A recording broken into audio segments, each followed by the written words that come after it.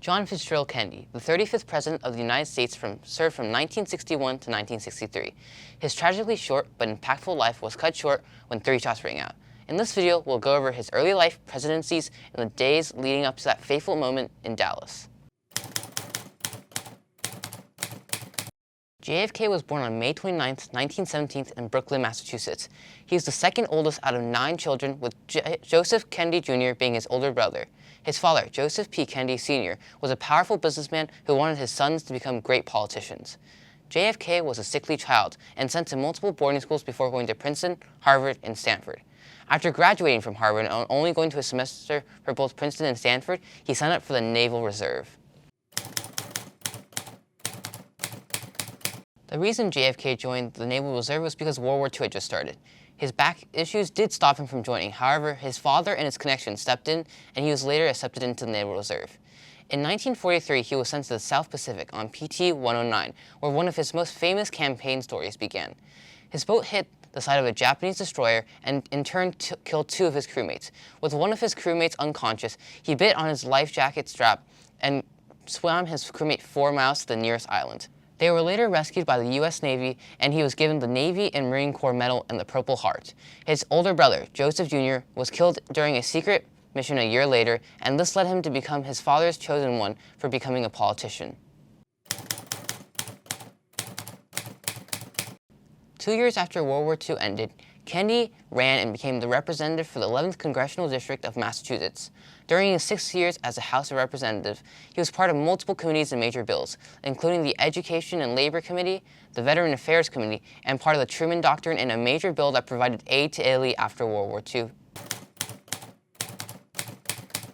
To further his political career, in 1952 he ran for the Senate. He ran against Henry Cabot Lodge Jr., a political rival he would later face in a different election. He narrowly won the election and was now the junior senator from Massachusetts. After he was elected, he married Jacqueline Bouvier, a journalist and socialite at Hammersmith Farm.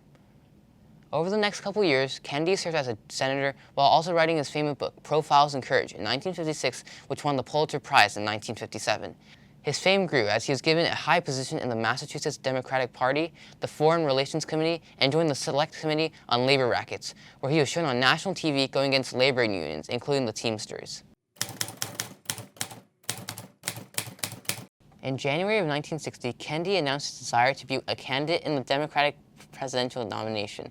Even though there were doubts about his youth and experience, he was able to clinch enough delegates to win the nomination. He eventually chose House Majority Leader Lyndon B. Johnson to be his running mate and would go against Richard Nixon and Henry Cabot Lodge Jr. Nixon had an early lead against Kennedy, and Kennedy's Catholicism was questioned by many, but his youth and experience was disproved in the 4 presidential debates, where Kennedy was confident in his answers, unlike Nixon. In the end, he was able to win a big majority of the Electoral College and became the youngest president ever at the age of 43. Before running for president and during the early days of his election, his wife gave birth to 2 children, John Jr. and Caroline. 3 years as president, Kennedy went through multiple notable historical events. Many of them had to do with the Cold War between the U.S. and the Soviet Union. In 1961, he authorized an invasion attempt against Cuba, an island off the coast of Florida that failed terribly. Later called the Bay of Pigs, over 1,500 Cuban refugees on boats landed on the coast of Cuba, where they were either captured or killed. This was a high point in the Cold War, with nuclear war seeming likely. However, the situation cooled down until 1962, where CIA and Air Force planes were able to gather enough information to know that the Soviet Union were loading nuclear weapons onto Cuba. After multiple days of a standoff, JFK sent hundreds of Navy ships to surround Cuba, and eventually the Soviet Union backed off. Through his presidency, he also helped the allies of the U.S. and visited many countries, including Ireland. Other than these international events, he also helped create the Peace Corps and bolstered the space program. However, even with all this, he still needs to run for re-election. With Kennedy pushing the Civil Rights Act through Congress, his campaign decided they need to visit Texas to bring back votes. To do this, they decided to visit many big cities in Texas, like Fort Worth and Dallas, with Texas Governor John Connally. Air Force One landed on November 21, 1963 at Fort Worth. where JFK and his wife ended up staying at a hotel. The following day, November 22nd, JFK made a speech in the early morning outside the hotel, and then went to the nearby Air Force Base to take a plane flight from Fort Worth to Dallas. At around 11:55 a.m., the motorcade, with JFK, Jackie Kennedy, Lyndon Johnson, his wife, and Texas John Connally and his wife, and a group of key advisors left the airfield on a trip through Dallas to get maximum visibility. As they turned onto Elm Street, Kennedy's last moments as president were just a few seconds away.